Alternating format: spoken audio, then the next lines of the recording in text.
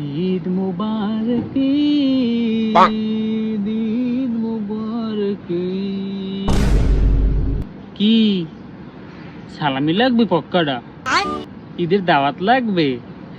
উলিলিলিলি